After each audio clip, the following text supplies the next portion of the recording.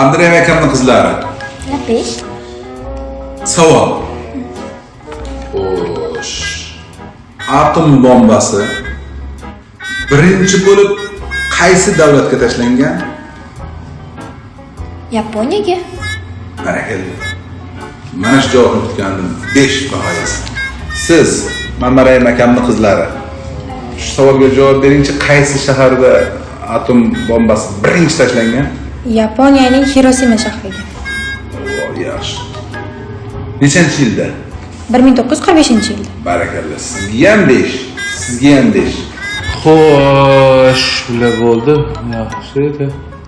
Sizni ukam. Siz kim o'g'lingiz? Rustam akam. Qaysi Rustam akam? Kira qiladilar. Siz ham bir ikki marta uydan olib keluvdilar.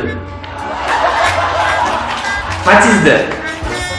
O'ziring, har xil mashinada yuraman, kelaman. Matiz. Oq Matiz, Rustam aka. Salto'lachadan kelgan. Ovozlari xararoq. Xo'p, Ahmad, salom aytib qo'yasiz. Siz savolimga javob beringchi. Atom bombasi qaysi shaharga birinchi bo'lib tashlangan? Hiroshimaga Nechanchi yilda?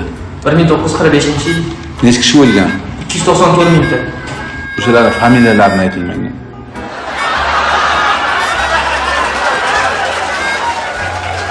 Ikkalasi bilmasangiz. Inski kirayotganda bunaqa savol berishmasa kerak. Berib qoladi-da, shunaqa domlalar ham bo'ladi. Attanglar qitmirlik bilan savol berishi mumkin. Mana shunaqa savollarga ham javobingiz bo'lishi kerak.